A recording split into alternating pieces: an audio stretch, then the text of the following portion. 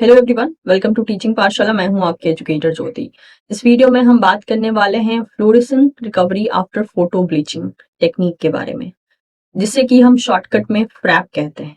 ठीक है, फ्रैप मतलब फ्लोरेसेंस के लिए एफ, रिकवरी के लिए आर, आफ्टर के लिए ए, फोटो ब्लीचिंग के लिए पी। ये जो टॉपिक है ये आपको टेक्निक की यूनिट में भी देखने को मिलेगा, यानी यूनिट 12 एंड 13 में भी, और ये मेजर तरीके से यूनिट 2 यानी सेल बायोलॉजी के भी चैप्टर में दिया हुआ है। That is for your CSI net life sciences syllabus. अगर आप BSc MSc के स्टूडेंट हैं और आपके सिलेबस में ये चैप्टर है तो भी आप इस वीडियो को रेफर कर सकते हैं, या फिर किसी भी कॉम्पिटेटिव एग्जाम में अगर ये टेक्निक इन्वॉल्व है तो इस वीडियो को आप रेफर कर सकते हैं। In the end of this video, we are going to discuss some CSI net solved question. So let's proceed. Of course video पसंद आए, इन्फॉर्मेशन अच्छी लगे तो आप वीडियो को like as well as channel को सब्सक्राइब कर सकते हैं। तो सबसे पहले हम बात करते हैं fluorescence recovery after photo bleaching के बारे में। कुछ बेसिक चीजें जान लेते हैं कि ये टेक्निक हम क्यों इस्तेमाल करते हैं, नीड क्या है। ठीक है, जब हमें सारा रीजन पता होता है ना तो हमें चीजों को गेन करने में आसानी हो जाती है। तो जैसे कि हमको पता है बहुत से मेम्ब्रेन प्रोटीन, नॉर्मली अगर आप प्लाज्मा मेम्ब्रेन देखते हैं तो प्लाज्मा मेम्ब्रेन में आपको लिपिड्स मिलेंगे, प्रोटीन मिलेंगे। प्रोटीन में मेनली जो है मेम्ब्रेन प्रोटीन होती है जो कि मेम्ब्रेन में पाई जाती हैं। तो जैसे कि आपको पता है लिपिड जो है वो मूव कर सकते हैं, फ्लिप फ्लॉप हमने देखा है कि लिपिड में जो है फ्लिप फ्लॉप मूवमेंट पॉसिबल है। लेकिन उसी बेसिस पे अगर हम मेम्ब्रेन प्रोटीन की बात करें, ठीक है, तो मेम्ब्रेन प्रोटीन जो है कभी फ्लिप फ्लॉप करके लिपिड बाइलेयर में मूव नहीं करती है। मेम्ब्रेन प्रोटीन या तो रोटेट करती हैं अपने ही एक्सिस पे, ठीक है, या फिर प्लेन ऑफ बाइलेयर पे, दैट इज रोटेशनल डिफ्यूजन। तो जैसे कि अगर मैं आपको पिक्चर दिखाऊं तो ये आप देख सकते हैं फ्लिप फ्लॉप मूवमेंट जो है आपको देखने को मिल सकता है लिपिड में, साथ ही साथ लेटरल डिफ्यूजन भी देखने को मिल सकता है एंड रोटेशनल भी मिल सकता है। लेटरल डिफ्यूजन का मतलब ये चीज इधर चली गई, ये चीज इधर आ गई, इस तरीके से। ठीक है, फ्लिप फ्लॉप यानी इधर से ये लिपिड इधर चला गया, इधर चला गया। एंड रोटेशनल मतलब इसने अपनी ही जगह पे एक बार रोटेट कर लिया। ठीक है, और फ्लेक्सॉन में इस तरीके से मूवमेंट होता है। तो इस तरीके से लिपिड में मल्टीपल टाइप के मूवमेंट पाए जाते हैं, like lateral diffusion, flip flop movement, rotational as well as flexion. लेकिन अगर हम मेम्ब्रेन प्रोटीन की बात करें तो मेम्ब्रेन प्रोटीन कोई फ्लिप फ्लॉप मूवमेंट नहीं लेता है, लेकिन वो अपने एक्सिस पे रोटेट हो सकते हैं, साथ ही साथ रोटेशनल डिफ्यूजन कर सकते हैं। ठीक है, यानी ये कर सकते हैं, राइट, और ये एक ही जगह एक ही मेम्ब्रेन में रहकर डिफ्यूज कर सकते हैं। अब अगर हमें जानना है कि लेटरली जो है प्रोटीन, मेम्ब्रेन प्रोटीन मूव कैसे करते हैं, so many membrane protein are able to move laterally within the membrane. यानी मेम्ब्रेन प्रोटीन मूव करेगा तो कैसे करेगा, ये प्रोटीन इधर आ सकता है, ठीक है, ये प्रोटीन इधर जा सकता है, यानी इसी लेटरल एरिया में, यानी साइड साइड अपने एरिया जो उनका साइड वाला एरिया होगा वहां पे ये मूव कर सकते हैं। इसे हम बोलते हैं लेटरल मूवमेंट। ठीक है, तो प्रोटीन जो है लेटरल मूव करने में कैपेबल है। तो एक्सपेरिमेंट के थ्रू क्या किया गया, एक्सपेरिमेंट के थ्रू आर्टिफिशियली फ्यूज किया गया ह्यूमन सेल को। किसके साथ फ्यूज किया गया, माउस के सेल के साथ। ठीक है, और जब ह्यूमन के सेल को और माउस के सेल को आर्टिफिशियली फ्यूज किया गया, मिलाया गया, तो हमारे पास एक हाइब्रिड सेल आया जिसे हम हेट्रोकैरियंस कह सकते हैं, क्योंकि दो जो न्यूक्लियस हमारे पास आए हैं वो एक ह्यूमन से हैं और एक माउस से, माउस से हैं। That is why it is a heterokaryon. इसने हमें फर्स्ट एविडेंस दिया कि कुछ प्लाज्मा मेम्ब्रेन के प्रोटीन है जो कि मोबाइल है नेचर में, और वो मेम्ब्रेन के ही प्लेन में मूव करते हुए देखे गए। क्योंकि जब मैं ह्यूमन का सेल और माउस का सेल जब मिला रही हूं तो ऑब्वियसली इनके मेम्ब्रेन पे प्रोटीन पाए जाते हैं। ये प्रोटीन जब आपस में मोबिलिटी शो करेंगे तो जो प्रोटीन यहां था शायद कुछ टाइम के बाद वो प्रोटीन मुझे यहां मिलेगा। और अगर ऐसा हो रहा है तो सबसे पहली बात, मुझे उस प्रोटीन को पहचानने के लिए कुछ करना पड़ेगा, कुछ तो मार्क लगाना पड़ेगा, और दूसरा कि मुझे उसको स्टडी करने के लिए भी कोई टेक्निक चाहिए। इसी को देखने के लिए, इसी को स्टडी करने के लिए हम प्रैप टेक्निक का इस्तेमाल करते हैं। So two differently labeled antibodies were used to distinguish selected mouse and human plasma membrane protein. Although इस टेक्निक में क्या किया गया, यहाँ पे जो है दो डिफरेंट एंटीबॉडी को लेबल किया गया और उसको इस्तेमाल किया गया माउस के मेम्ब्रेन प्रोटीन एंड ह्यूमन के मेम्ब्रेन प्रोटीन को आइडेंटिफाई करने के लिए। Although at the first the mouse and human protein were confined to their own half. शुरुआत में जब दोनों सेल को मिलाया गया ना, दोनों सेल के ऊपर जो प्रोटीन थे, जब शुरुआत में देखा गया 0 मिनट या उसके कुछ सेकंड में, तो देखा गया कि जो प्रोटीन जहां थी वो वहीं पर है।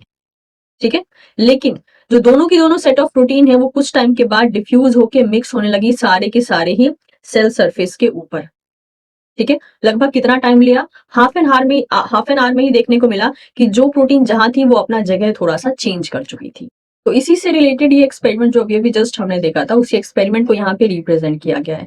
जैसे कि आप देख सकते हैं, जब माउस प्लस ह्यूमन के सेल को हाइब्रिड किया गया तो ये हमें कुछ इस तरीके से हाइब्रिड मिला।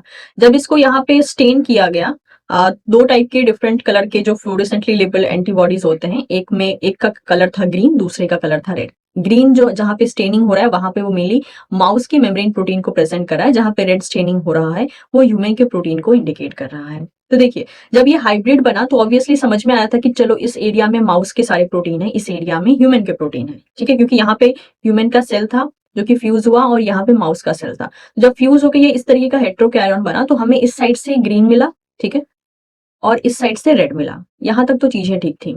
उसके बाद इसको अलाउ किया गया कि मेम्ब्रेन प्रोटीन जो है वो डिफ्यूज हो जाए विद टाइम। कुछ टाइम के बाद, लगभग हाफ एन आवर के बाद देखा गया तो लगभग हमको ये चीज देखने को मिली कि जब हम ग्रीन कलर का फ्लोरेसेंस देखने की कोशिश कर रहे हैं तो लगभग एंटायर सेल में कहीं ना कहीं से ग्रीन कलर का हमें फ्लोरेसेंस देखने को मिल रहा है। Same case with red colour also. तो जहां जहां से हमें ग्रीन कलर देखने को मिल रहा है वहां पे पता चल रहा है कि यानी माउस का प्रोटीन क्या हो गया, डिफ्यूज हो गया। जबकि रियलिटी में क्या था, रियलिटी में ये जो ग्रीन कलर था ये कन्फाइंड था सिर्फ इतने एरिया में, राइट, आधे सेल में। लेकिन अभी का केस क्या है, अभी का केस है कि पूरे एंटायर सेल में कहीं ना कहीं से ग्रीन हमें फ्लोरेसेंस देखने को मिल रहा है। Same goes with red colour की, रेड कलर का जो एरिया था वो सिर्फ इतना कन्फाइंड था। लेकिन आप देखिए कहां पे मिल रहा है, अभी भी जो है पूरे के पूरे सेल के किसी ना किसी पार्ट से मिल रहा है। तो हम चले थे इसे लेकर, लेकिन कुछ टाइम के बाद, कुछ मिनट के बाद हमको जो चीज देखने को मिल रही है वो है ये डिफ्यूजन। यानी इस रिजल्ट से हमें पता चलता है कि जो चीज यहां थी वो शायद अब मूव करके यहां भी पहुंच गई है। और जब यहां पहुंच गई है मतलब कि जो प्रोटीन यहाँ सरफेस पे प्रेजेंट है they are having the capability to move, और इसीलिए हमें ये रिजल्ट मिला। इस रिजल्ट के द्वारा हमने इस तरीके से जो है चीजों का पता लगाया। फाइन। अब चलिए मेन टेक्निक पे आते हैं। ये तो थी कि भाई इनिशियल कौन कौन सी डिस्कवरी हुई जिसके कारण ये चीज सामने आई। तो fluorescence recovery after photo bleaching है क्या? It is the lateral diffusion rate of membrane protein can be measured by using the technique called the फ्रैप।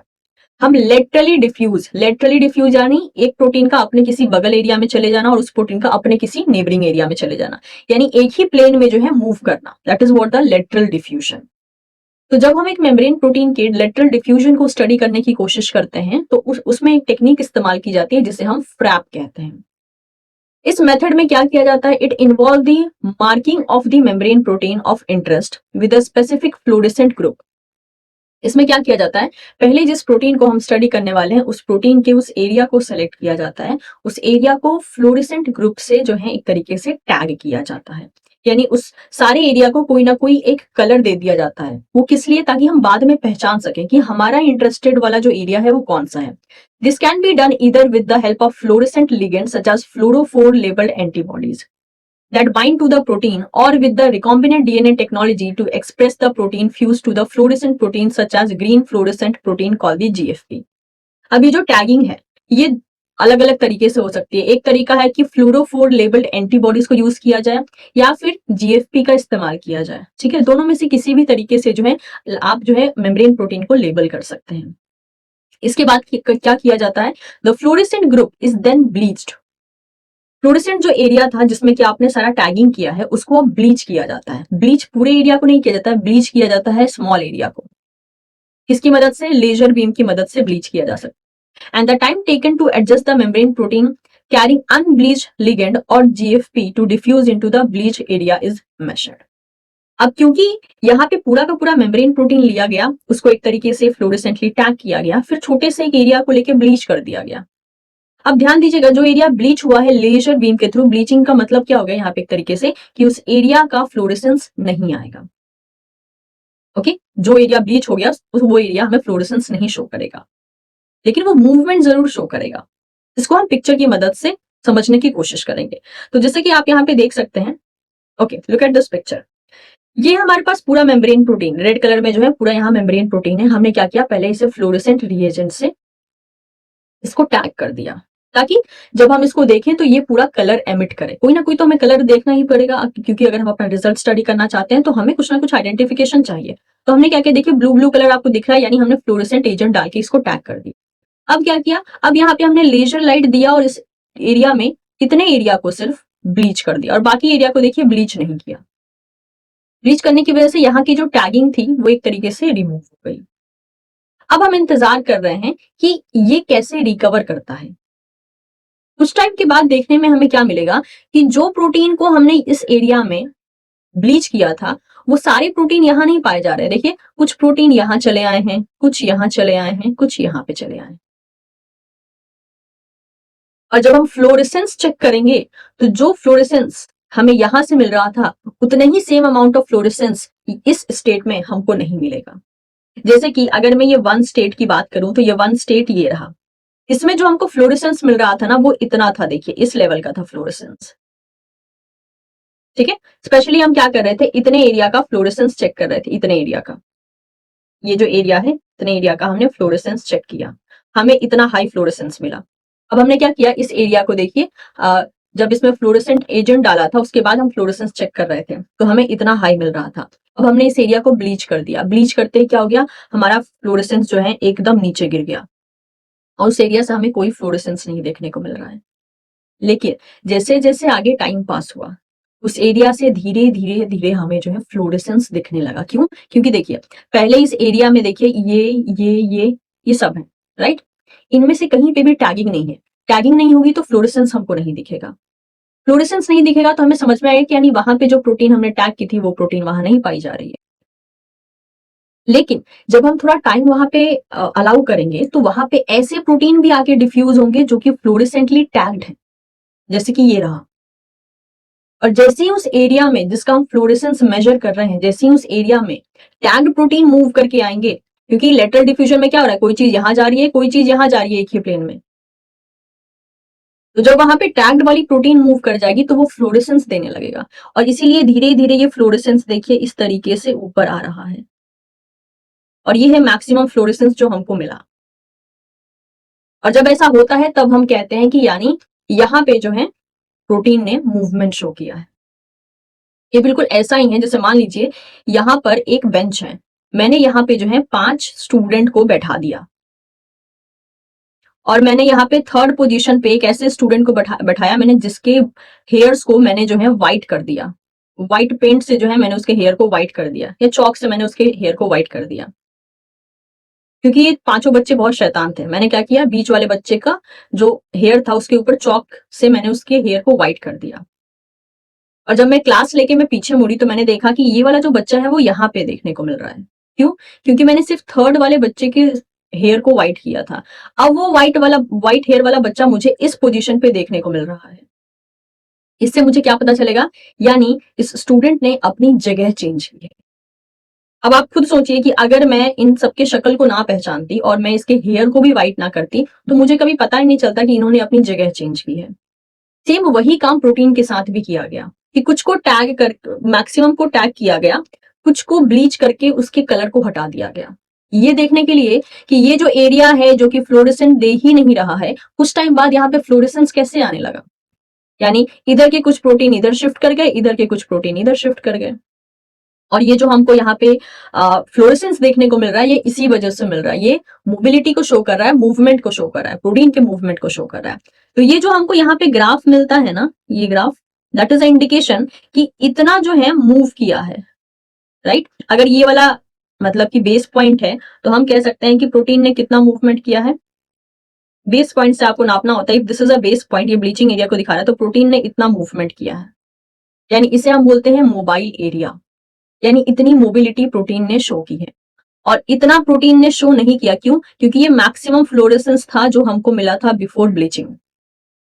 यहां तक वो प्रोटीन पहुंच नहीं पाया। क्यों नहीं पहुंच पाया? क्योंकि कितनी भी मिक्सिंग हो जाए, ध्यान रखेगा इस एरिया में कोई ना कोई ऐसा प्रोटीन पाया ही जाएगा जिसका फ्लोरेसेंट लेवल हट चुका होगा। यानी कुछ भी करके हमें यहाँ पे मैक्सिमम फ्लोरेसेंस नहीं मिल सकता, मैक्सिमम रिकवरी नहीं हो सकती। तो नाम जैसे है fluorescence recovery after photo bleaching, यानी फोटो ब्लीचिंग के बाद, लाइट के द्वारा ब्लीच आउट करने के बाद कितनी रिकवरी हुई वो हम फ्लोरेसेंस से चेक करते हैं। तो ये जो इतना एरिया है ये इमोबाइल एरिया कहलाता है, क्योंकि इतना मूवमेंट नहीं हुआ। ठीक है, एक और यहाँ पे जैसे कि आपके पास पिक्चर है, ये जो ए है यहाँ पे ये दिखा रहा है that is fluorescence before bleaching. ठीक है, फिर इस पॉइंट पे आपने ब्लीच कर दिया, ये देखिए फ्लोरेसेंस कितना नीचे आ गया, यहाँ पे आ गया, 0 पे आ गया। पिछला वाला जो ग्राफ था उनका 0 पॉइंट ये था, ये वाला जो कंसिडर किया जाएगा। लेकिन ये जो ग्राफ है इसका 0 पॉइंट साफ साफ इसके बेस पे ही दिया गया है।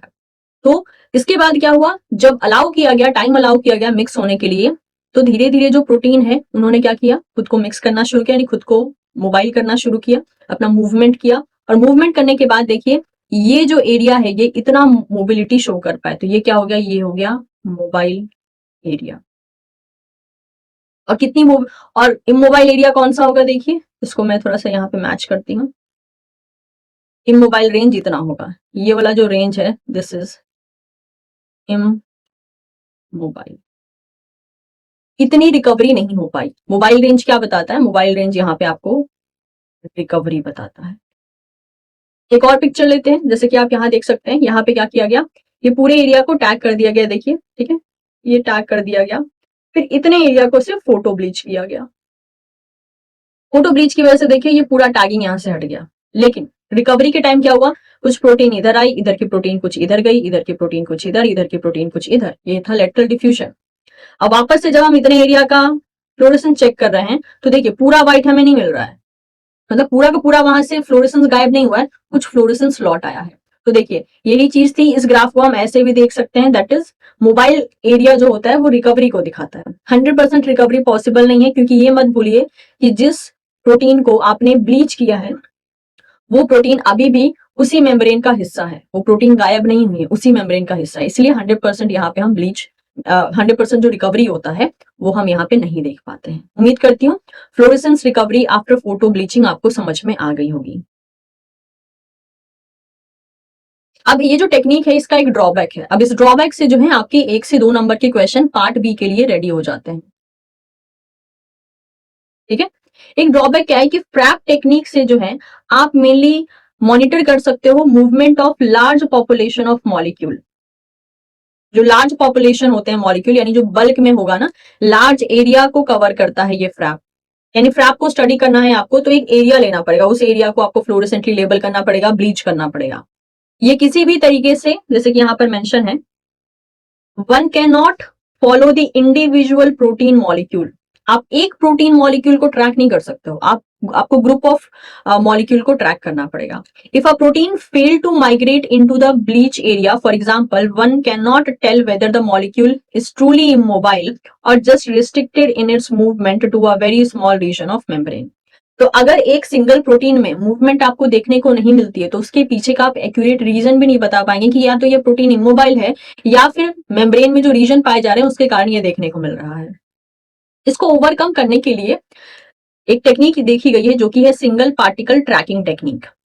ये टेक्निक ऐसी है जिससे कि इस प्रॉब्लम को ओवरकम किया जा सकता है by labelling a individual membrane molecule with the antibodies coupled to a fluorescent dye और tiny gold particle and tracking their movement by a video microscopy.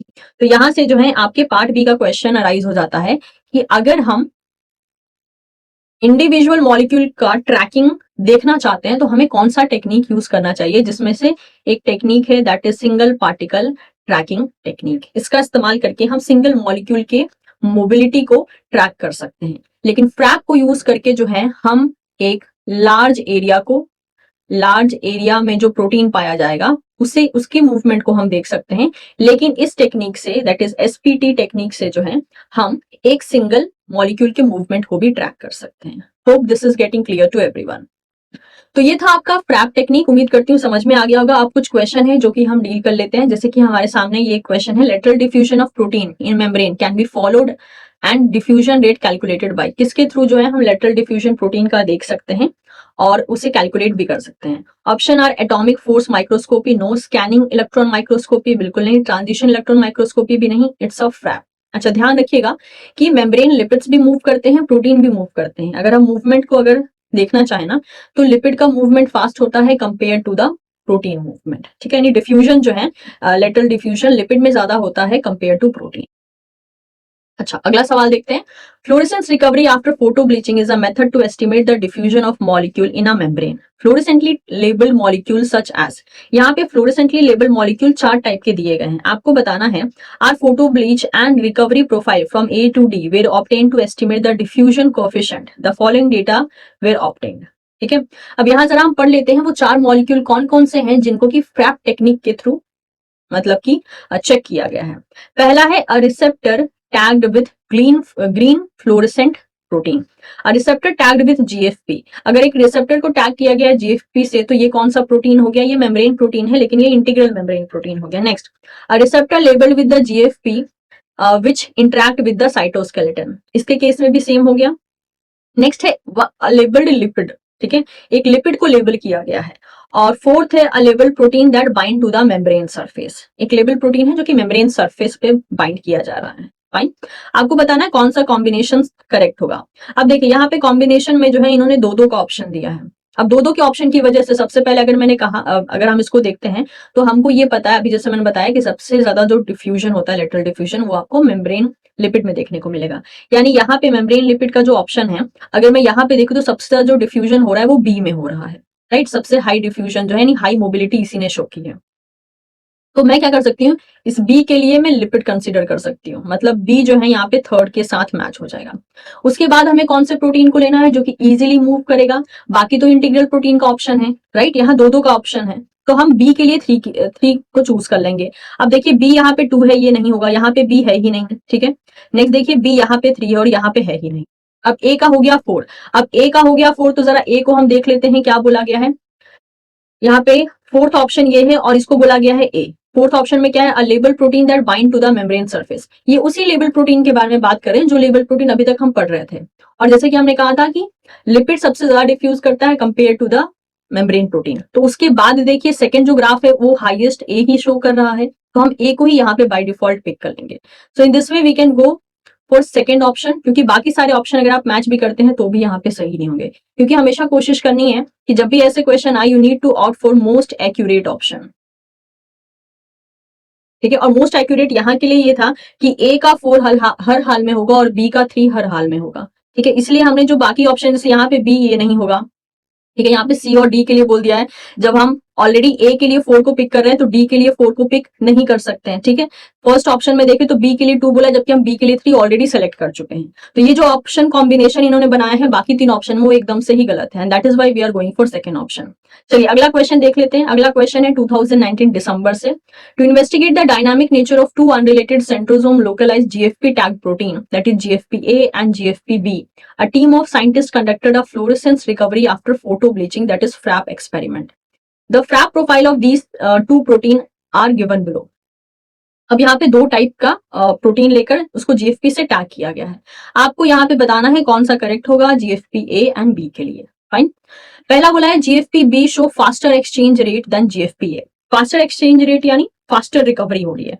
बोला है बी में फास्टर हो रही है कंपेयर टू ए। अब अगर ध्यान से देखते हैं तो देखिए बी में जो रिकवरी है वो हाईएस्ट जो है इस पॉइंट पे पहुंच चुकी है, लेकिन ए में रिकवरी जो है वो इस पॉइंट से पहुंच रही है, यानी कम टाइम में हाईएस्ट रिकवरी बी में हुई है।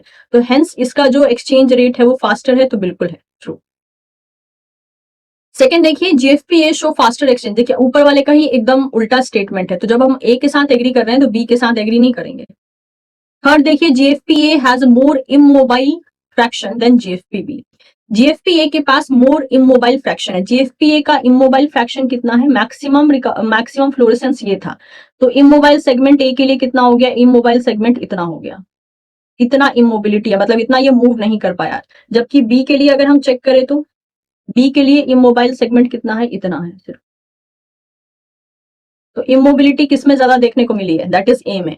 थर्ड ऑप्शन भी क्या है? GFP A has more immobile fraction than GFP B. Yes, this is also true. D में देखिए GFP B has more immobile fraction than GFP A, बिल्कुल नहीं। तो ए और सी यहाँ पे सही हो जाता है, हेंस फर्स्ट ऑप्शन यहाँ पे सही हो जाता है। तो उम्मीद करती हूँ कि ये जो हमने क्वेश्चन किया फ्रैप पे और फ्रैप की जो टेक्निक को समझा वो आपको समझ में आ गया होगा। ध्यान रखिएगा कि मेम्ब्रेन में जो लिपिड एंड प्रोटीन होते हैं दोनों के पास कैपेबिलिटी होती है मूव करने की। उन्हीं मूवमेंट को देखने के लिए, ठीक है, विजुअलाइज करने के लिए, प्रैक्टिकल करने के लिए भी हमारे पास एक टेक्निक होती है कि हम उसके मूवमेंट को स्टडी कर सकें। उसी टेक्निक को आज हमने पढ़ा, दैट इज फ्रैप टेक्निक। तो ये था ओवरऑल एक्सप्लेनेशन। उम्मीद करती हूँ एक्सप्लेनेशन आपको समझ में आया होगा। क्वेश्चन हमने सॉल्व किया तो इससे आप जो है इवैल्यूएट भी कर पाएंगे कि आपको ये सेशन जो है समझ में आया या नहीं आया। कहीं कोई दिक्कत होती है तो आप दोबारा से वीडियो को जो है प्ले कर सकते हैं। वीडियो पसंद आया हो तो इसे लाइक कर सकते हैं, इसे आप अपने दोस्तों के साथ शेयर कर सकते हैं। Don't forget to subscribe Teaching Pathshala. Thank you so much everyone, will see you soon in the next session.